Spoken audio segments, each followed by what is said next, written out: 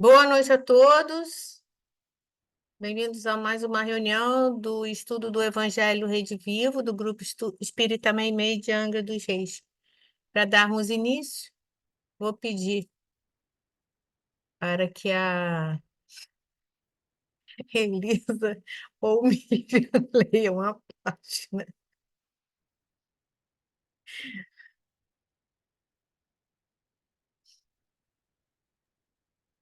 É a Elisa que vai ler. Me põe de cor roxo?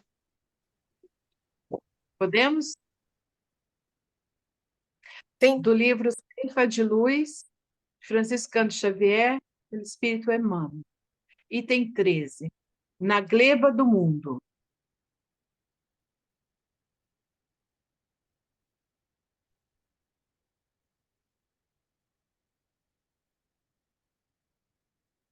Mas o que foi semeado em boa hora é o que ouve a palavra e a compreende. Este frutifica e produz a 100, a 70 e a 30 por um. Jesus, Mateus, capítulo 13, versículo 23. Efetivamente, a vida é compatível a trato de solo que nos é concedido cultivar. Ergue-te cada dia e ampara o teu campo de serviço, a fim de que esse mesmo campo de serviço te possa auxiliar. A sementeira é a empreitada, o dever a cumprir, o compromisso de que te incumbes. O terreno é o próximo que te propicia a colheita. Lavrar o talhão é dar de nós sem pensar em nós. Basta plantes o bem para que o bem te responda. Para isso, no entanto, é imperioso agir e preservar no trabalho, nunca esmorecer. Qual ocorre na lavoura comum, é preciso contar com aguaceiro e cânula, granizo e vento, praga e detrito.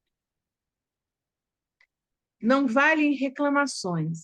Remove a dificuldade e prossegue firme acima de tudo. Importa o rendimento da produção para o benefício de todos. Se alguém te despreza, menoscabrando a suposta singeleza do encargo que te coube, esquece a incompreensão alheia e continua plantando para a abastança geral. Muita gente não se recorda de que o pão alvo sobre a mesa à custa do suor de quantos mergulham as mãos no barro da gleba, a fim de que a semente possa frutificar. Quando essa ou aquela pessoa te requisite a descanso, sem que a tua consciência acuse fadiga, não acredites nessa ilusão. A ferrugem do ócio consome o arado muito mais que a movimentação no serviço. Trabalha e confia na certeza de que o Senhor da obra te observa e segue vigilante. Não duvides, nem temas. Dá o melhor de ti mesmo à seara da vida, e o divino lavrador, sem que percebas, pendurará nos frontes do teu ideal a floração da esperança e a messe do triunfo. Francisco Cândido Xavier, livro Ceifa de Luz, pelo Espírito Emmanuel. Boa noite a todos. Então vamos fazer a nossa prece para que a gente inicie a reunião desta noite. Querido Mestre Jesus, que possa nos envolver nesse momento, alargando a nossa consciência, para que possamos entender com perfeição e fazer as reflexões necessárias com o estudo desta noite. Que Ele nos ajude na nossa evolução, que Ele nos ajude nas nossas dificuldades diárias, porque o Evangelho sempre nos dá o norte, a rota que devemos seguir. Então, o estudo dele nos alastra, ele nos sustenta e nos ajuda a nos olhar e nos perceber e caminharmos com mais certeza e segurança. Envolva-nos assim, Pai, envolva a Márcia, que está responsável pelo estudo desta noite. Graças a Deus, Senhor.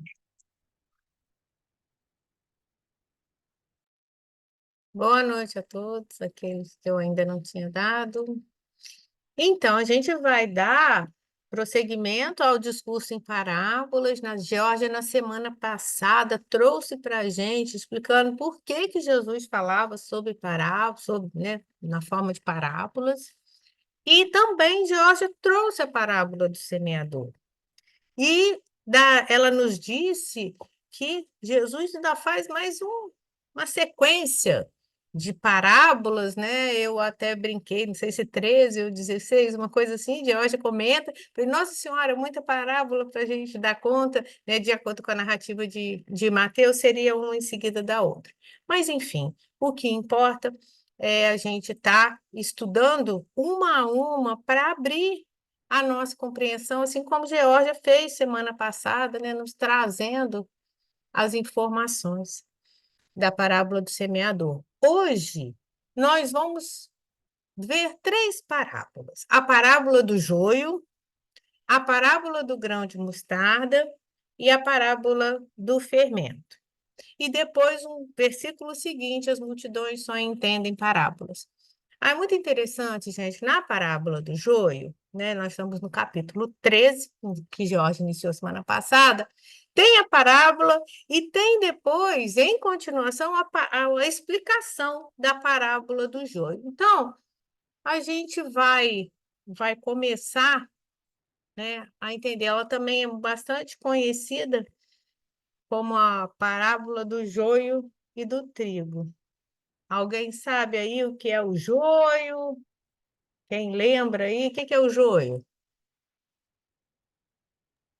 Joio é uma planta, né, que nasce junto com o trigo. Muito parecida também, É né? uma praga, né? É uma Mas seria praga. uma praga, Isso, exatamente. Isso que eu muito falo. parecida. Exatamente. Então, vamos lá ver o texto evangélico. Propôs-lhe outra parábola, porque a gente está terminando, estava falando da parábola do semeador semana passada. E aí, o texto de Mateus propôs-lhe outra parábola. O reino dos céus é semelhante a um homem que semeou boa semente no seu campo. Enquanto todos dormiam, veio o seu inimigo e semeou o joio no meio do trigo e foi embora. Quando o trigo cresceu e começou a granar, apareceu também o joio. Os servos do proprietário foram procurá-lo e disseram: Senhor, não semeaste boa semente no teu campo? Então está cheio de joio. Ao que este, o Senhor, respondeu: Um inimigo é que fez isso. Os servos perguntaram-lhe: Queres então que vamos arrancá-lo? Ele respondeu: Não, para não acontecer que ao arrancar o joio, com ele arranqueis também o trigo. Deixai-os crescer juntos até a colheita. No tempo da colheita, direi aos ceifeiros: Arrancai primeiro o joio e atai-o em feixes para ser queimado. Quanto ao trigo, recolhei-o no meu celeiro. Então, a parábola conta isso. Nós vamos ver um pouquinho de versículo por vez para a gente tentar entender o, o conteúdo dela, o que que Jesus trouxe, né, na transcrição de Mateus, o que que Jesus traz de mensagem para nós, né? Aqui é só uma imagem para a gente ver como que o joio e o trigo são semelhantes. Então, vamos lá. Começa assim. Então, propôs-lhe outra parábola. O reino dos céus é semelhante a um homem que semeou boa semente no seu campo. E aí nós vamos lembrar da aula da Geórgia semana passada. O homem que semeou boa semente no seu campo. Então, quem é esse homem? Quem é esse semeador? Quem lembra? Jesus. É, é Jesus, né? A gente tem que ir fazendo as correlações, porque senão fica só uma alegoria, não é? Então, esse homem, esse semeador, semeou boa semente no seu campo. Que campo? O que que a gente pode considerar como esse campo? O homem, né? Somos Cada nós. nós. Nós, a humanidade como um todo, né? O campo. Jesus, o grande semeador nesse campo, que é a humanidade. E a boa semente, o que que ele Palavra, semeou? né? A palavra, né? O evangelho. Então a gente já começa a entender. O reino dos céus é semelhante a esse homem que semeou boa semente, trazendo esse homem para Jesus, que semeou para a humanidade o seu evangelho, não é? E aí ele continua. Enquanto todos dormiam, veio o inimigo e semeou o joio no meio do trigo e foi-se embora. Então, olha que interessante. Enquanto todos dormiam, veio o inimigo. Quem a gente poderia estar sinalizando como esse inimigo?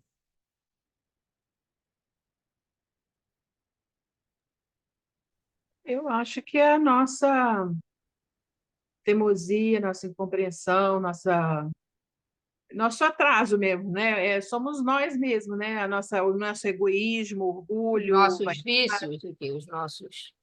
Não. Exatamente. Seria uma. Se Jesus é o semeador da palavra, do evangelho, o inimigo seria quem traz essas características que vocês estão apontando? Isso. Sim, o próprio ser humano. Sim, que planta desarmonia, não é? Exatamente.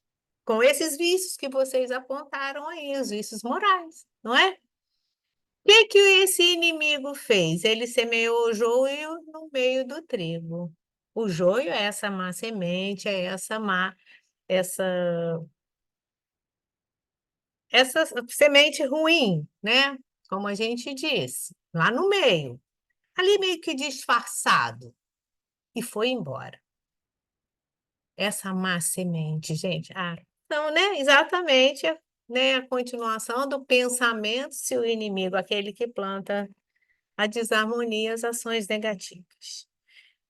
Então, Jesus é o semeador, ele planta boa semente para a humanidade, o evangelho, mas à noite, enquanto todos dormiam, veio alguém, um inimigo, aqueles que plantam a desarmonia, e plantaram ali junto, no meio do trigo, junto com a semente boa, que é a mensagem, e foram embora. Vamos continuar. Isso aqui só para é a título, né? O joio, planta que apresenta grande semelhança com trigo e frutifica em espigas. Olha, isso eu não sabia, gente. Embora menores e mais magras. Então, ela dá o fruto também, mas ela é mais magrinha que o trigo. Não foi a semente que o Senhor semeou, né? E aí, essa frase aqui, eu faço essa pergunta para vocês. Enquanto todos dormiam. Opa, peraí. Será? O que que vocês acham? Que essa frase, enquanto os homens dormiam, implica numa negligência, numa preguiça? O que que vocês acham?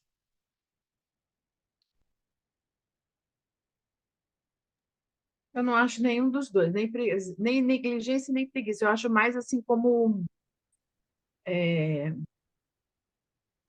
Tem maturidade, você quer dizer, isso um aí. desconhecimento, né? Assim, eu colocaria nos dois sentidos, negligência e preguiça, mas levando em consideração a questão da imaturidade espiritual, né? Mas olha só, eles estavam descansando, porque eles tinham trabalhado também. Vamos ver sobre esse aspecto. Eles trabalharam, plantaram a boa semente, e aí dormiu. é só para a gente pensar, tá, gente? Porque o texto fala, enquanto dormiam, né? Pode dar essa ideia de preguiça, de descanso demais, Sim. né? Eu estou entendendo, quando você colocou essa frase, eu entendi não exatamente enquanto aqueles que dormiam. Eu me reportei aos que vieram plantar a má semente. Não queriam Ah, saber da palavra, porque negligentes, preguiçosos, não, mas enquanto dormiam mesmo, essa sim, parte mas eram aqueles que dormiam, que né? dormiam, é. Isso são reflexões, gente, porque a gente pode pensar vários aspectos, como vocês colocaram aí, né? E o Pastorino, até Solange me passou toda a obra, quem quiser, depois eu passo para vocês, olha o que ele diz. A frase, enquanto os homens dormiam, não implica negligência ou preguiça, mas simplesmente se refere à noite, quando o fazendeiro e seus homens estavam em casa dormindo e eram, portanto, alheios ao que se passava no campo recém-plantado. Enquanto eles dormiam, o inimigo veio e semeou o joio no meio do trigo e retirou-se. Isso é uma reflexão, né? Não necessariamente naquele momento estava havendo negligência ou preguiça, mas sim que eles estavam descansando. Mas também, como Elisa pensou, né, Elisa? Mas também a gente pode ter um significado mais ampliado, né? Será que eles estavam na preguiça, por isso não tomaram conta, né?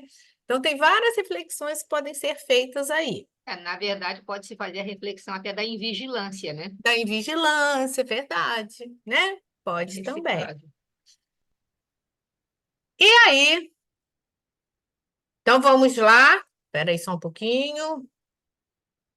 O homem semeou a boa semente no campo, enquanto dormia, todo mundo dormia, veio o inimigo, semeou o joio no meio do trigo e foi embora. Ninguém sabia.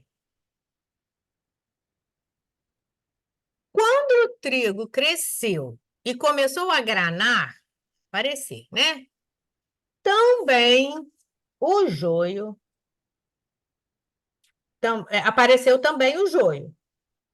Os servos do proprietário foram procurá-lo e lhe disseram: Senhor, você semeou boa semente? Como que lá está cheio de joio? E o Senhor fala: um inimigo fez isso. Então, só percebeu-se quando cresceu, tá? E aí, os servos perguntam: Senhor, a gente deve arrancar o joio, então, que está crescendo junto com o trigo, para arrancar logo mal pela raiz? E o que que o Senhor responde? Não, para não acontecer que ao arrancar o joio, com ele arranqueis também o trigo. Deixa crescer junto até a colheita.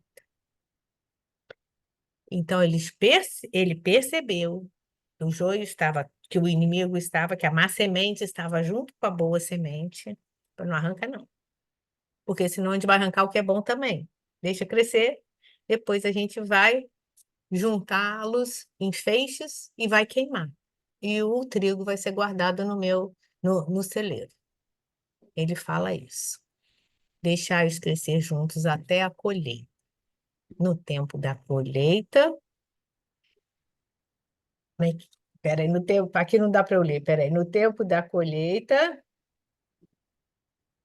Direi aos direi aos ceifeiros. ceifeiros, né? Arrancai primeiro o joio e atai-o em feixes para ser queimado. Quanto ao trigo, recolhei ao meu celeiro, né? E aí, gente, uma outra reflexão, né? Que nós podemos estar trazendo como a colheita. O que que é essa colheita de uma semente boa ou de uma semente má plantada? O que que é essa colheita? Os frutos, né? Os frutos ou acolher o, o próximo, Os frutos ou o quê? Alguém não ouviu o restante?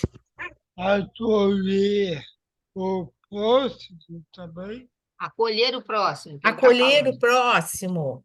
A colheita, exatamente, é isso aí, é esse fruto, não é? O resultado né, que são encontrados ao final de um ciclo evolutivo. Então, espera crescer e lá a gente separa, quando crescer. E esse ceifeiro, gente, eu achei bem interessante, que, de acordo com as explicações, são os espíritos esclarecidos, aqueles que vão fazer a separação, né? Que ele diz assim: no tempo da colheita, direi aos ceifeiros. Quem está falando? Nós estamos falando do Senhor, do semeador, que é Jesus, que veio plantar a boa nova no campo que é a humanidade, não é? E muita coisa junto, como ele chama, do inimigo, chegou e plantou os joios junto, porque muitas coisas acontecem no meio do caminho em que são influências que temos na nossa existência, não é? Que são as más sementes, vamos dizer assim, não é? Mas esse senhor fala assim: não, não arranca logo, não, senão vou perder o que é o de bom também. Vai perder o que é de bom, deixa aí junto, porque o de bom vai ficar. E aí a gente separa, né, na hora dessa colheita. Ah, o Evangelho Redivivo nos traz essa frase que eu achei tão bonita, que no final de cada ciclo evolutivo ocorre uma ascensão espiritual, caracterizada pela maior ou menor separação do bem e do mal. Cada um de nós, né, vai aproveitar ou não desse plantio, né, de Jesus, da Boa Nova. Cada um de nós vai vai apresentar um tipo de crescimento com a mensagem do Cristo. Não necessariamente todos nós vamos entender da mesma forma, muito pelo contrário, que cada um de nós traz uma bagagem que é muito diferente da do outro. Então, a gente compreende aquilo, as coisas dentro do nosso grau. Esses estudos nos ajudam a ampliar essa compreensão, né? É, quando a gente compreender que o Evangelho é essa boa semente, né? A semente que Jesus plantou em nós, aí seremos também semeadores, sem dúvida alguma. Não é? Deixa eu ver se eu tenho mais alguma coisa aqui para a gente falar. Não. Então, gente, é muito oportuna essa parábola. Marcos tem uma parábola muito semelhante, mas até o que o Evangelho Redivivo fala que não há proposta aqui do Evangelho Redivivo fazer um estudo aprofundado se é ou não a mesma parábola. Então, ela falou assim, ó, o foco do Evangelho Redivivo é analisar o Novo Testamento à luz da doutrina dos Espíritos, sem estudar sem fazer uma avaliação de um estudo comparativo dentre aquilo que está lá em Marcos e aqui. Então, para quem tiver curiosidade, tá? É o capítulo 4 de Marcos, versículo 26 a 28, que é a parábola do crescimento inconsciente da semente. Alguns estudiosos entendem ser a mesma ou com muitas particularidades semelhantes. Mas, enfim, não é a nossa proposta aqui.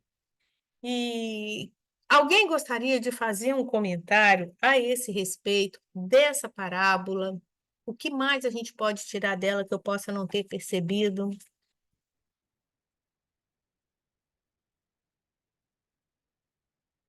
Nada?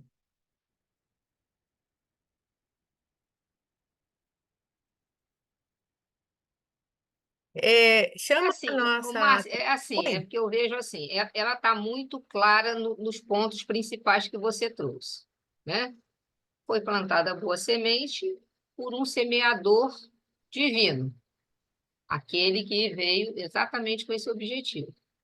E no meio dessa semente boa que ele plantou, durante um período de cansaço, de vigilância, veio aquele espírito menos evoluído, aquele espírito que ainda está muito, né, preso ao materialismo e aos vícios morais, e plantou a semente má. Na hora que quando começou a crescer, foi percebido que os dois estavam crescendo juntos, ou seja, aquela terra, aquele campo que somos nós, né? Nesse campo que é a humanidade, parte da semente aceita foi a semente boa, mas também teve uma parte que acolheu a semente má, né? Que deu vazão àqueles sentimentos, aqueles vícios morais. E quando foi perguntado, né, se era para arrancar tudo, ele não, por quê? Porque a semente boa também frutificou. A semente boa também deu frutos. E aí precisava deixar completar todo o processo daquele amadurecimento, para que depois, na hora da colheita, fosse separado aquilo que realmente não era bom. Né? Eu entendi desse jeito, é praticamente isso, né? É isso aí, porque nós somos esse misto de sombra e luz, exatamente o que a Georgia trouxe aí. Nós trazemos o trigo e o joio juntos, né? Ora, deixamos que o joio tome conta, Cresça, né? Cresça demais porque deixamos, né, as nossas más inclinações falarem muito alto, mas não foi o que foi plantado pelo Senhor, exatamente. né? Não foi. Aí, uma hora que a gente para e fala: não, preciso tirar de mim essa semente. Só que nós trazemos milenarmente comportamentos equivocados, então, por vezes, fica muito difícil arrancar o joio de nós mesmos, não é? Mas Obrigada. na certeza de que a semente boa também foi plantada, Jesus falou que não tirasse tudo, Não tira tudo, porque deixasse, tem coisa boa aí. tem Está coisa boa escondido, aí. mas tem, né? Exatamente. Alguém mais, gente, quer fazer algum comentário? Porque depois, acabando essa parábola, vem a explicação da parábola do joio. E aí a gente vai ver Mateus completamente com as características judaicas dele, falando muito alto, porque tem um simbolismo. Então, deixando, olha como ele nos traz. Então, deixando as multidões, entrou em casa. Jesus, tá? E os discípulos chegaram-se a ele pedindo: explica-nos a parábola do joio no campo. Ele respondeu: o que semeia a boa semente é o filho do homem. É. O campo é o mundo, a boa semente são os filhos do reino, os joios são os filhos do maligno, o inimigo que semeou é o diabo, a colheita é o fim do mundo, os ceifadores são os anjos. Da mesma forma que se junta o joio e se queima no fogo, assim será no fim do mundo. O Filho do Homem enviará seus anjos e eles apanharão do seu reino todos os escândalos e os que praticam a iniquidade, e os lançarão na fornalha ardente. Ali haverá choro e ranger de dentes. Então os justos brilharão como o sol no reino de seu Pai. O que tem ouvidos, ouça. Por que que eu disse Mateus trazendo toda a característica judaica dele? Porque a gente vê no início, na primeira parte, ele traz a parábola simples, clara. E aqui ele traz alegorias muito maiores, nada diferente do que a gente falou, mas ele traz o simbolismo do maligno, do diabo, né? De tantas os anjos, não é? E a gente codificando para a doutrina espírita foi a explicação que a gente trouxe no início, né? Na primeira parte. Mas eu trouxe aqui para a gente poder ver, porque é continuação, tá, gente? Desse mesmo versículo, quando Mateus diz que eles pedem a Jesus para que explique. Ó, o choro e ranger de dentes, né? Tudo isso, né, faz parte desse simbolismo. Então, eu não vi muita necessidade da gente se aprofundar nesse simbolismo, até porque a gente desenvolveu bastante a parábola. Agora, o que interessante que a gente vê no estudo do Evangelho Redivivo é que essa parábola usa a figura de uma semente, né, da semeadura no seu campo, mas aqui a ênfase não é sobre o que acontece com a boa semente, mas sim sobre o que acontece com a má semente, que o inimigo semeou juntinho lá com a boa semente. Isso é muito interessante, né? Reforçando o que Geórgia comentou, o bem ainda existe sobre a Terra, ao lado do mal, mundo de provas e expiações que a gente vive, não é? Nesse planeta em que recebe espíritos de diversas ordens, de diversas classes, né, que vêm crescendo e amadurecendo no decorrer desses milênios, mas cada um tem o seu livre-arbítrio para fazer suas escolhas. Uns se dedicam mais, outros menos. Uns deixam aflorar mais o trigo, outros mais o joio. Mas de uma certeza a gente vai ter, como Geórgia diz, está em nós a boa semente. Um dia ela vai frutificar. Um dia ela vai crescer e dar frutos na proporção de 30, de 60 e de 100, né, Geórgia? É uma parábola do semeador. A gente vai conseguir. Então, é bastante interessante, né, que ele fala da boa semente, mas ele também deixa que a má semente cresça. Alguém quer fazer algum comentário mais? Deixa eu ver só o que que eu tenho aqui. E a terra... Ai, lê para mim aí, alguém, por favor. Deus o leva. E a terra passou a ser qual seara, onde, ao lado da planta generosa, crescesse também a planta venenosa. A colheita não é igual para todas as sementes da terra. Cada espécie tem o seu dia, a sua estação. Então, olha só, olha Emmanuel sendo poeta, né? Dizendo que cada espécie tem o seu dia, a sua estação. Porque a colheita não é igual. Porque também a semeadura muitas vezes não é igual, que todos nós fazemos da nossa existência, não é? Então a gente vai colher de acordo com aquilo que a gente plantou em- de uma forma bastante metafórica que a gente está falando aqui. Então, gente, sobre a parábola do joio e do trigo, é o que tínhamos de mensagem. Alguém quiser completar, fique à vontade. Senão a gente passa para a próxima.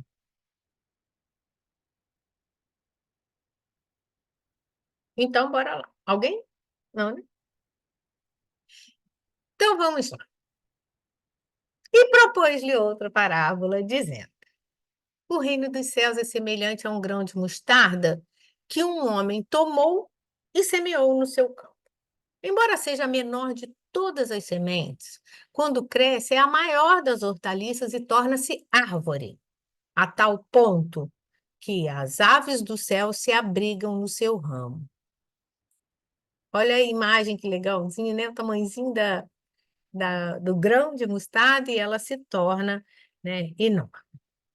E aí a gente vai lembrar de uma coisa. O grão de mostarda serviu duas vezes para a comparação de Jesus. Ele está falando aqui nessa que o reino dos céus é semelhante ao grão de mostarda. E a outra, qual é? Quem lembra? Quando Jesus usa. É, Não ouvi? sobre a fé, quando ele Sim! fala a fé do tamanho de um grão de mostarda, vai poder fazer.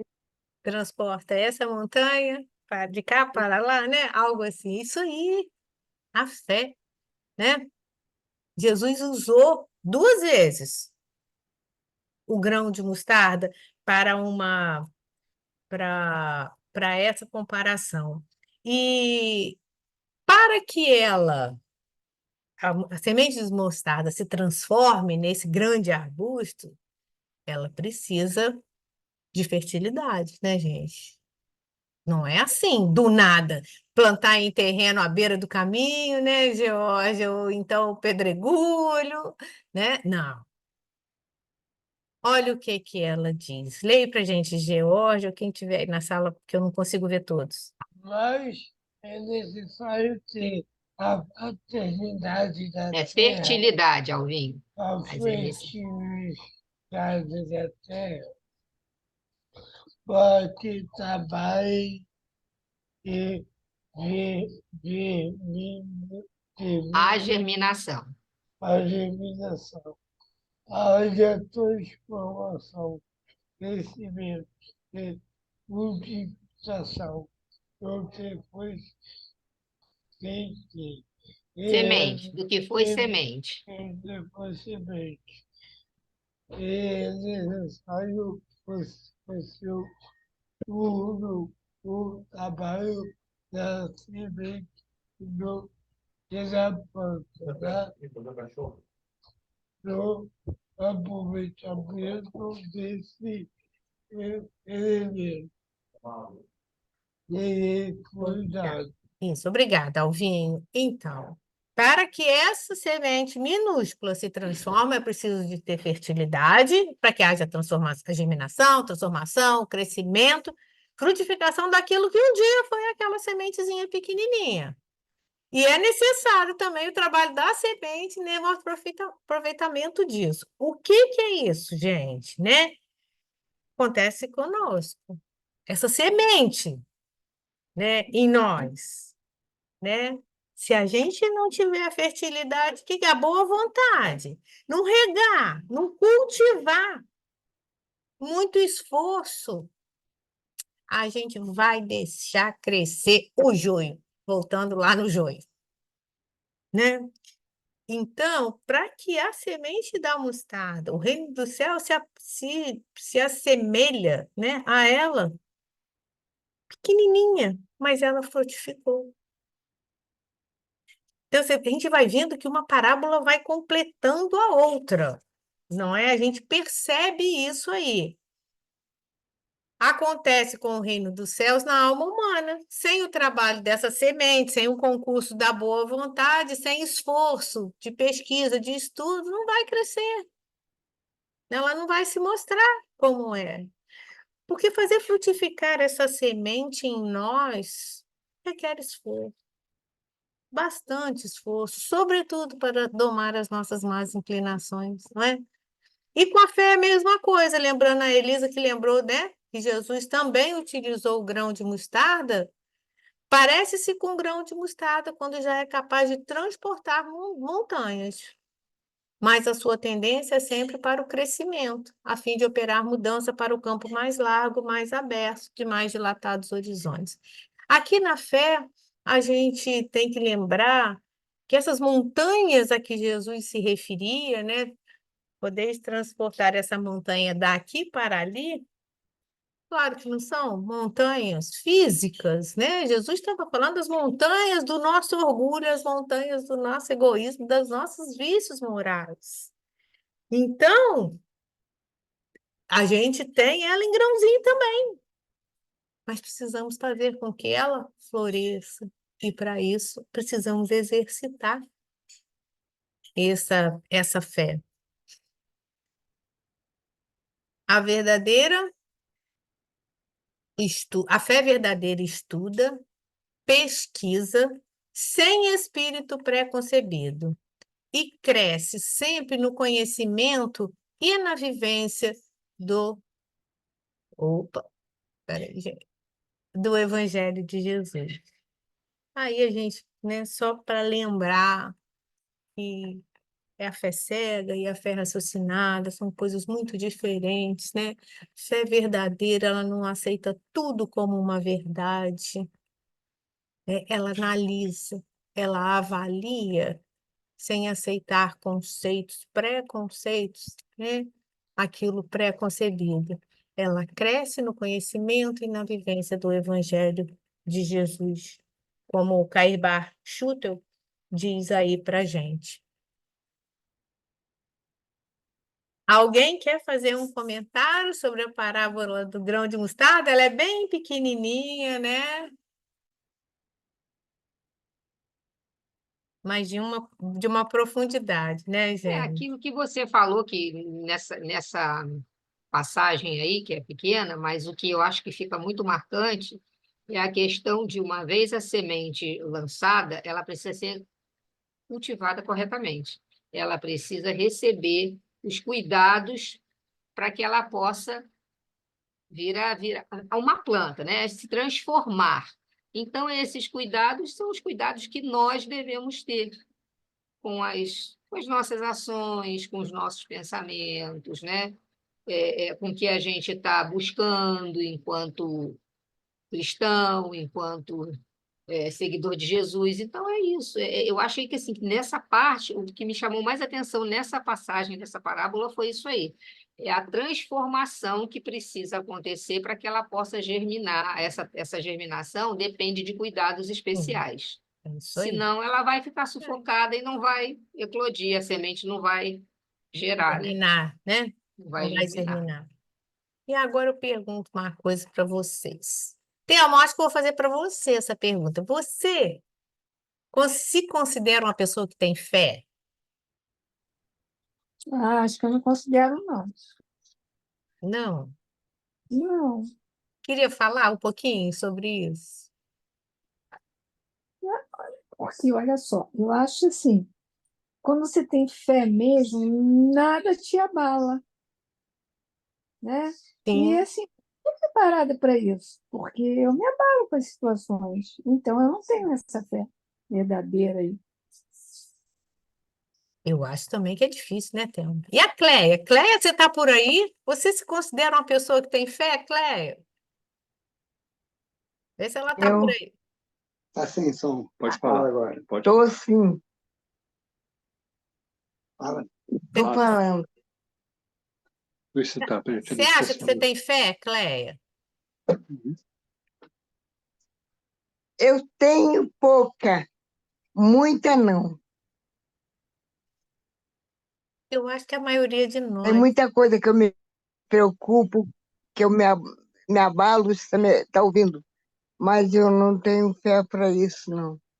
Eu, são coisas que não era para me abalar. Mas eu acho que a Quem tem maioria fé de não nós, precisa. Cleia, a gente vacila, né? Na nossa fé ainda, né? Como a É, Thelma é. falou também. Alguém mais aí no grupo? Não vejo todos. Eu acho que a gente constrói essa fé, né? A gente está assim, construindo a fé. E ela ainda é titubeante, não tem saída. Nós ainda temos dificuldade, né? Então, É a Miriam que falou. sou eu mesmo. Então, esse é o nosso problema. Eu não acho que seja um problema, eu acho que nós estamos a caminho da construção dessa fé verdadeira. Só que, por enquanto, né, ainda falta para a gente alguns elementos e por isso a gente titubeia, né? Sim. Eu não sei se quando chegar uma prova muito grande, porque assim, quando a gente passa por algumas provas maiores, é, você sente essa força e você percebe uma fé. Tem coisas, eu acho que são situações e situações, né? Às vezes tem situações muito menos importantes, eu estou falando de mim, que eu Aham. me altero, que eu titubeio, e algumas coisas que são mais graves que eu enfrento, porque aí advém essa força, né? Que é um sustentáculo. Então, eu acho que nós não somos pessoas que têm. Nós somos cíclicos, né? Então, Sim, temos esses nós altos, né, vamos Miriam, e baixos. temos esses momentos. Então, às vezes, tem momentos que você enfrenta uma boiada, e tem outras que a formiga te faz com que você, né, caia É do. Então, eu verdade. acho que é por aí, a gente. Essa Esses somos construção é muito nós, né? importante, né? Eu acho que também, assim, aliado a isso tudo, como eu acredito também que a gente não tem a fé, mas eu acho que exatamente como a Miriam falou, a nossa fé ainda é titubeante. Principalmente porque, quando acontece alguma coisa, a gente logo liga o link de que eu sou religiosa, eu tenho uma caminhada, então eu acho que Deus não vai deixar aquilo acontecer comigo. Então, a gente, quando acontece, você fica assim, gente, mas meu Deus, você não está me vendo aqui, eu estou aqui caminhando, mas ninguém escapou disso, né? A gente vê aí os mártires da história, né? Sim, Tantos é. que tinham uma fé inabalável e sofreram situações que a gente não consegue se Uhum. imaginar nelas. Então, eu acho que é porque a gente ainda espera que Deus responda, nos salvando daquilo. Então, aí confirmaria a minha fé, entendeu? E é o inverso, né? E a É o história é inverso. inversa. Poxa, posso falar um Sim, pouquinho sobre a fé? Assim, a dor está chegando 12 de outubro. Muita gente vai sair da sua casa. Alvinho, seu som está muito Muito. baixo, quase Oi, não estou conseguindo te oi, ouvir. oi. Tá melhor, tá Melhorou. melhor. Voltando. Muita gente vai sair da sua casa até Aparecida do Norte, a pé, porque eles vão ter fé a Nossa Senhora Aparecida. Eu penso dessa forma. É, Oi, oi, também aumentou mais ou ainda está baixo? não, tá bom, agora tá bom. Então, essa é a questão da fé. Tem gente que necessita e acredita nisso piamente, e vai até lá e com muita fé, e que aqui cabe todo o nosso respeito, né? A essas pessoas que têm fé, porque, como o Miriam disse, a fé é uma construção, não é? Nós estamos construindo. Então, a maioria de nós vacila, temos fé, uma fé vacilante que na hora que tá tudo bem, tá certo, mas na hora que pega, pô, onde está Deus que não está me vendo aqui, né? Que vem, pelo amor de Deus, me ajudar, e a gente vacila. Mas isso é característica de espíritos imperfeitos que ainda o somos, né? Alguém mais gostaria de falar alguma coisa sobre a fé? Então, bora lá para a parábola do fermento. Contou-lhes outra parábola.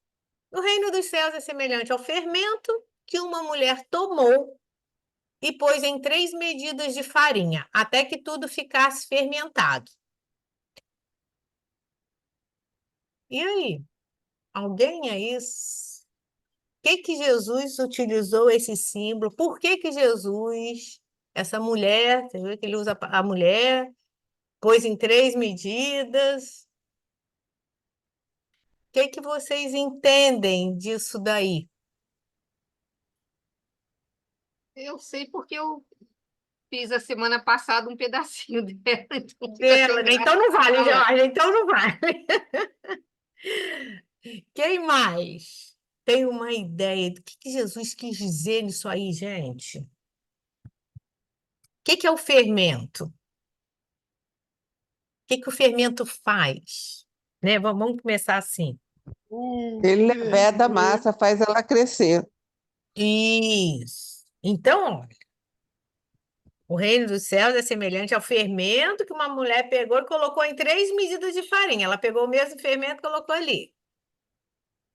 Para que com isso tudo ficasse fermentado, né? Para que tudo crescesse. Quando o fermento é colocado, ele cresce, ele expande, ele pode usar, podemos usar a palavra leveda também, não é? E aí, gente? Peraí, deixa eu tirar algumas coisas aqui do meu caminho. O fermento que uma mulher toma representa o labor evangélico que se desenvolveria através dos tempos, por meio dos discípulos de boa vontade, até que a humanidade fique, né, completamente evangelizada. O que vale a gente entender, isso é o Eliseu Rigonati que dá essa explicação, é que quem está habituado a usar um fermento sabe que ele não cresce num piscar de olhos, em 1 minuto, 2 segundos. Se não, ele precisa de um tempo, devagarzinho. Isso parece com a humanidade, que também cresce lentamente, não é? A passos E ele lentos. precisa de algum trato, né, Márcia? Você precisa sovar, não é assim, E deixou. não é Ele só tem que ser jogar, né? trabalhado, né? Ele tem que ser trabalhado, né? Isso aí tem que ser trabalhado, não é? Para que ele consiga crescer. Então, é muito interessante que Jesus traz aquilo que era muito comum. Agora, o que me chama a atenção também é que, à época de Jesus, pouco se usava fermento. Os pães É não verdade. tinham fermento, não é? Mas, enfim. Quem sou eu para dizer para Mateus que ele não estava certo? Então, vamos seguir a história do fermento aqui, né? Então, é uma comparação para a gente que é devagar, que é lento. Quanto mais a gente sovar a massa, como a Miriam falou, quanto mais a gente trabalhar o evangelho, a boa semente em nós mesmos, né? Mais ele vai crescer a massa, mais nós iremos crescendo, compreendendo a mensagem do Cristo, não é? A Isso princípio, serve para a fé também, não serve? para a fé, verdade. Boa, boa, boa comparação. A princípio, quando a gente sova uma massa, fala assim, será que esse fermento tá bom? Né? Às vezes a gente não sabe, né? E isso requer paciência, né, de aguardar, mas de esforço daquela massa para que ela possa crescer. Enfim, gente, essa persistência, né, de compreendermos a mensagem do Cristo é muito importante para nós. Então, Jesus, mais uma vez, Mateus traz essa parábola para que possa abrir a nossa compreensão, que, embora seja lenta a nossa evolução, ela se faz, desde que queiramos, não é? Peraí, gente, passei um monte de coisa aqui. Isso. E alguém quer comentar essa parábola? São bem encadeadas, né? E, na verdade, também, eu li quando eu estava lendo, né, sobre ela, é que ele, assim, e que o fermento, ele ficou escondido no trigo, na massa, para que ele pudesse fermentar, para que ele pudesse agir, entendeu? Ele não foi exposto. Ela colocou em 3 porções diferentes de farinha para que, por ser em menor quantidade, ele, né, ficaria escondido na massa e poderia crescer, fazer a massa crescer. Georgia, interessante essa sua explicação, porque eu já entendi como ele misturado à farinha, e aí fica imperceptível, não é? Porque ele misturado a ela. Eu estou tendo a oportunidade de fazer pães de fermentação natural e a gente percebe como o processo é lento, requer muita paciência, temperatura, umidade, né? Relativa do ar. Né? Quando eu vou para a serra, eu tenho que deixar esse fermento 2, 3 dias aclimatando para depois utilizá-lo. Então, isso, a metáfora, a gente pode trazer para a nossa evolução. É lento, vai lentamente sendo trabalhado. Nós, enquanto seres humanos, vamos sendo, né, lentamente sendo trabalhados, né, com esforços próprios, Você né? vê, e às vezes você tem, a semente, o fermento, mas você não desenvolve esse fermento por essas características que ele precisa ter, e a gente acaba se atrapalhando toda, né? Não fazendo as reflexões, né? Ou então, no momento que você poderia usar daquele fermento, né? Você acaba desperdiçando, jogando fora, ou não levantando a massa, porque as nossas ações fariam com que a massa não levedasse.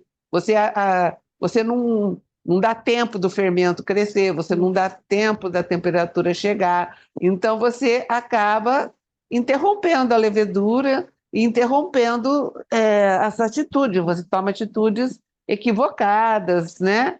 Por não dar tempo mesmo da gente aprender a usar. Ah, muito bom, muito Não é bom. só o fermento, não, é tudo na vida, É né? o tudo, né? É verdade. Alguém mais, gente, quer fazer um comentário? Então, vamos passar para a última parte do nosso versículo, né, do nosso capítulo 13, os versículos 34 e 35, intitulado As multidões só entendem em parábolas. Jesus falou tudo isso às multidões por parábolas. E sem parábolas nada lhes falava, porque se cumprisse o que foi dito pela profecia, abrirei a boca para que se cumprisse, desculpa, o que foi dito na profecia. Abrirei a boca em parábolas, proclamarei coisas ocultas desde a fundação do mundo. Geórgia comentou a esse respeito. Quem lembra aí? Quem é o profeta aí, gente? Quem lembra aí? Só Geórgia que não vale. Só Geórgia que não vale. Faltei nessa aula. Ah, gente! Bom, começa com I. Com I. Isaías. Nossa, parabéns! Só tem Isaías com I, eu acho. Começa com I e termina com Ias. Só tem Isaías, eu acho que começa com I. Começa com I e termina com Ias. Com I. Porque quando eu fiz Jonas, a gente falou dos profetas maiores e menores. Eu relacionei todos eles, né? É. Então, gente, só reforçando o que Geórgia falou para a gente. A multidão que seguia Jesus estava habituada às manifestações de culto externo que o judaísmo praticava. O que é isso? O que era o culto externo? Diz para mim, gente. O que eram os cultos externos? O culto for da igreja, Alguém pode repetir?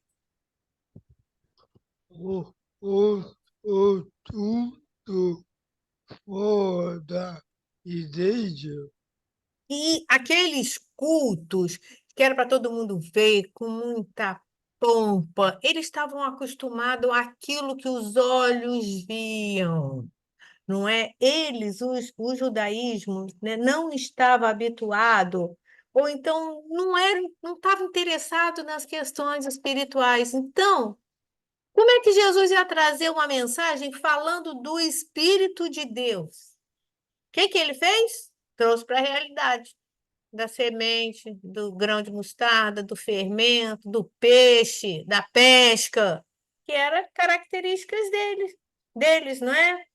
E então, aquilo Ele tudo, usou os elementos naturais que cercavam aquele povo, né? Que aquele eles já povo. estavam acostumados.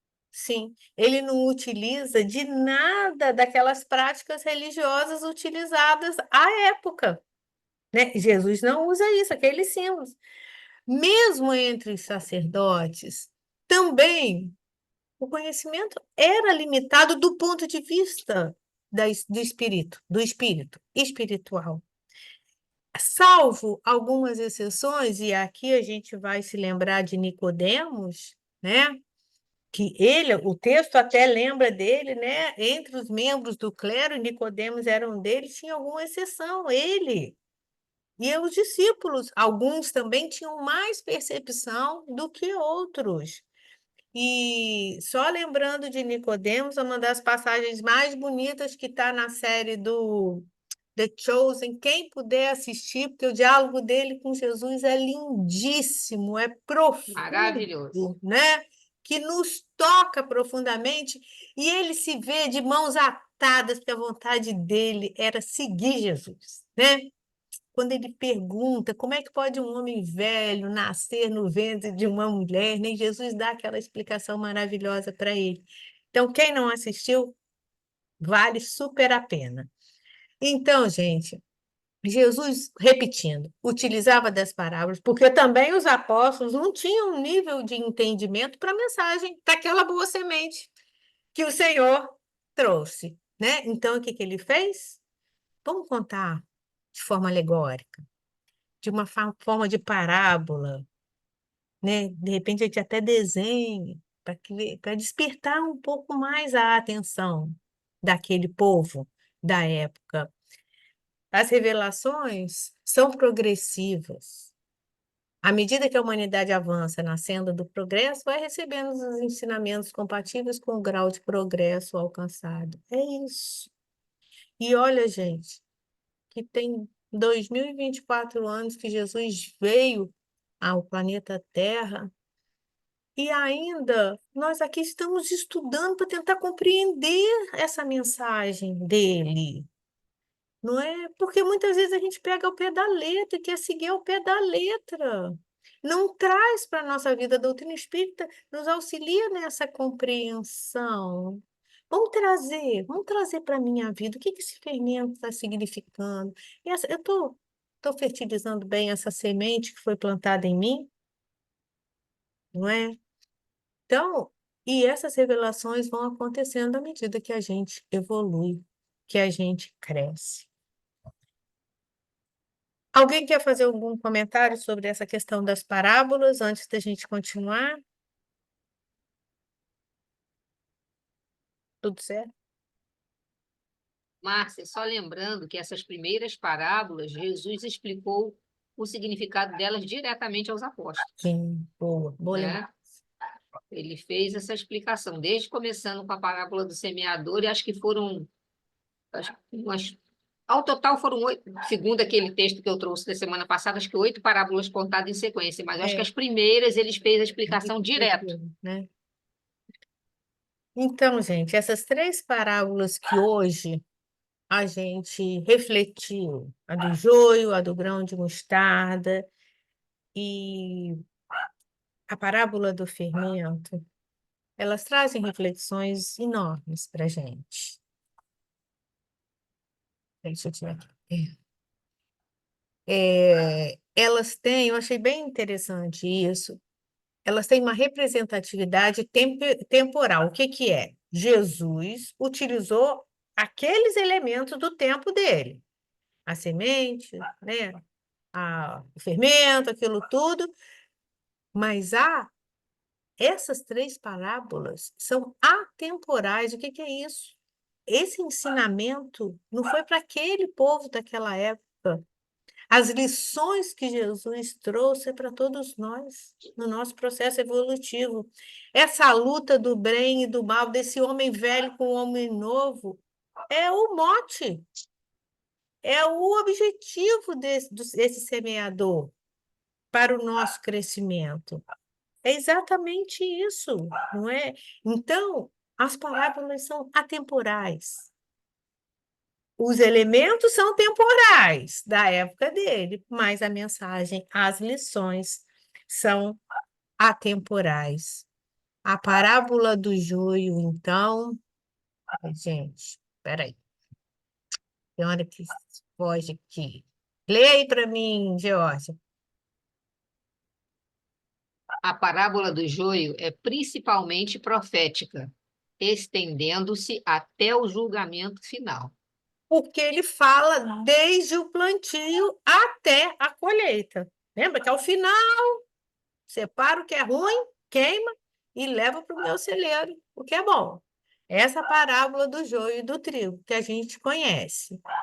A parábola do grão de mostarda ilustra o crescimento observado do lado de fora. Para que a semente frutifique, ou cresça, eu tenho que fertilizar para que ela cresça. E a parábola do fermento observa o lado de dentro desse mesmo crescimento. Olha que coisa interessante, eu achei legal a gente trazer isso.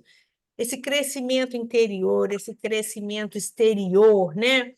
São metáforas, claro que a gente está dizendo aqui, mas que servem para a gente compreender. Se eu não fertilizar o meu solo do meu coração, eu não vou conseguir fazer com que esse fermento cresça, não é? E não vou ter uma colheita proveitosa. E como as 3 vão se encadeando. Então, gente, eu espero que tenha trazido essas reflexões para a noite de hoje, para nos auxiliar na nossa existência. Não que elas fiquem lá longe. Ah, não, isso está lá em Mateus, no capítulo 13, acho que não tem nada a ver com o que a gente está vivendo. Não. O que que eu posso trazer para a minha existência dessas reflexões que nós fizemos hoje? Né? São reflexões muito importantes e profundas para nós. Se alguém quiser fazer um comentário, fique à vontade, que depois a gente vai ler um texto de Emmanuel para que possa fechar o assunto. Fiquem à vontade. Ninguém? Ninguém?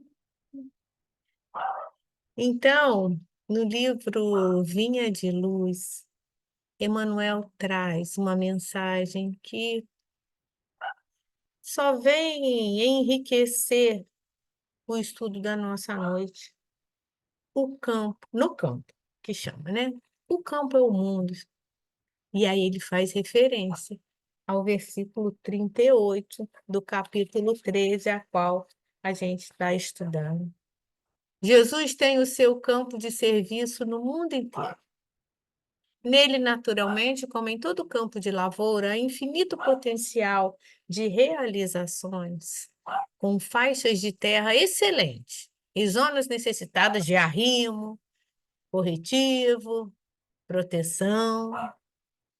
Por vezes, após florestas dadivosas, surgem charcos gigantes, requisitando drenagem e socorro imediato. Ao lado de montanhas aureoladas de luz, aparecem vales envolvidos em sombra indefinível. Troncos retos alteiam-se junto de árvores retorcidas. Galhos mortos entram em contrastes com frondes verdes repletas de ninho. A gleba imensa do Cristo, desculpem, reclama trabalhadores devotados que não demonstrem predileções pessoais por zonas de serviço ou gênero de tarefa. Olha só, ele primeiro apresenta os diversos tipos de campo e depois ele fala: a gleba do Cristo precisa de trabalhador que não tem predileção, sem condições para, não, esse tipo de tarefa eu não gosto, ou esse aqui eu não quero. Não. E ele continua, Emmanuel, apresentam-se muitos operários ao Senhor do trabalho diariamente, mas os verdadeiros servidores são raros. A maioria dos tarefeiros que se candidatam à obra do mestre não seguem além do cultivo de certas flores. Recuam à frente dos pântanos desprezados, temem os sítios desertos ou se espantam diante da magnitude do serviço, recolhendo-se a longas e ruinosas vacilações ou fugindo das regiões infecciosas. A gente se identifica por aí. Muitos até de nós se candidata a essa obra, mas ó, esse serviço aqui eu não quero fazer, não. Ah, aquele ali não, também não, não, eu não, não, esse eu não quero, não. Ah, não, esse lugar é longe. Eu preciso de muito transporte. Ou, ah, não, eu estou cansado, estou trabalhando demais. A maioria dos tarefeiros que se candidatam não segue além do cultivo de certas flores. A gente fica aqui no morninho, ó, no que está aqui dentro da nossa zona de conforto, né? Em algumas ocasiões, costumam ser hábeis horticultores ou jardineiros. No entanto, quase sempre repousam nesses títulos e amedrontam-se perante os terrenos agressivos e multiformes. Em quantas situações nós somos hábeis, temos uma capacidade dessa compreensão, mas ficamos ali estacionados, não buscamos os terrenos mais disformes. Jesus, todavia, não descansa e prossegue, aguardando companheiros para as realizações infinitas em favor do reino celeste na terra. E ele termina, né, com a mensagem para nós: reflete nessa verdade e enriquece as tuas qualidades de colaboração, aperfeiçoando-as e intensificando-as nas obras do bem, indiscriminado e ininterrupto. É certo que não se improvisa um cooperador para Jesus. Entretanto, não te esqueça de trabalhar dia a dia na direção do glorioso fim. Como que a gente pode querer improvisar na cooperação com Jesus? Não dá, né, gente? Não há improviso.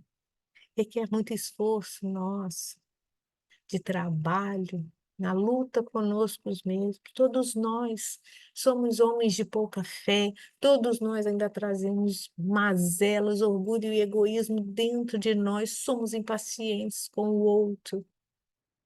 Julgamos, condenamos, sentenciamos em todas as instâncias o nosso irmão. E aqui, Emmanuel fala, reflete sobre isso tudo e se aperfeiçoa, se intensifica na obra do bem, a cada um, segundo as suas obras, né? Lembrando, do nosso querido Jesus. Então, é com essas palavras de Emmanuel que eu deixo para nós esse estudo. Deixa eu só interromper aqui, né? A mensagem desse estudo para todos nós. A gente possa sair daqui. Quem quiser reler, Vinha de Luz, no capítulo 68, no campo, né? Que está essa mensagem de Emmanuel.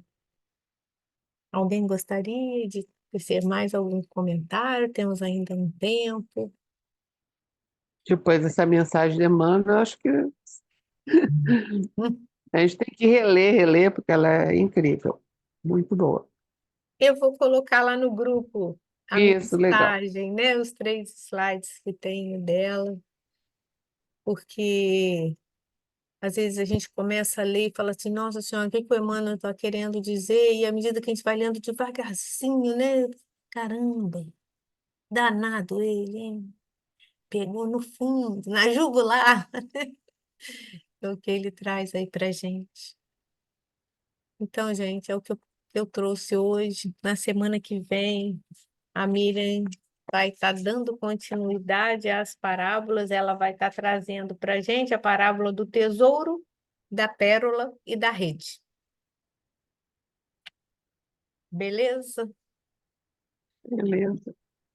Então, quem gostaria de fazer a nossa prece final?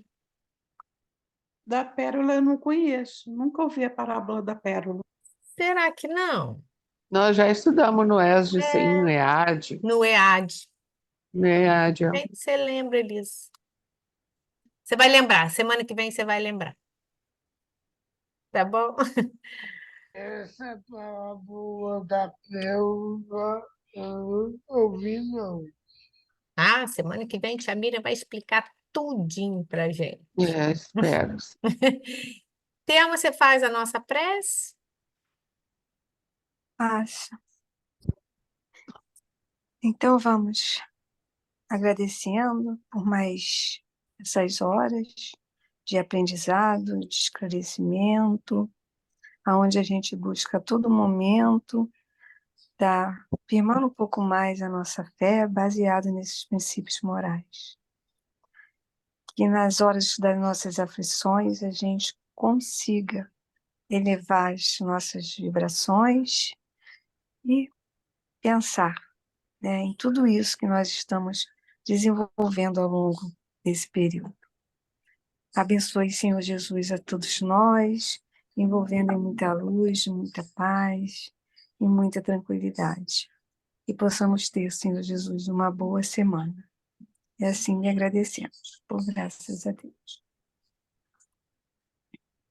Obrigada, Thelma. Obrigada a todo mundo que pôde estar aqui com a gente, refletindo sobre assuntos tão importantes. Boa noite, viu, gente? Boa noite, Boa galera. noite. Boa noite. Amanhã. Até amanhã. Boa Boa noite. noite, pessoal. Boa noite. Ô, Miriam, só para te lembrar de dar uma olhada no grupo Missionários, você é segunda-feira que vem, tá? Tchau, boa noite. Boa noite para vocês todos. Tchau. olhando com essa cara de paisagem para mim. Fica não. Fica não. Você congelou? Eu não escutei nada que você falou. Olha que cara de pau ela, gente. Não escutei, não. Eu tô falando, Márcia, você congelou? Você congelou? Eu não escutei, O não. tico e teco dela direitinho, hein? Presta atenção. Dá uma O que que olhada no foi? grupo Missionários, que segunda-feira é você no estudo. Boa noite, fica com Deus. Eu vi lá, mas eu tô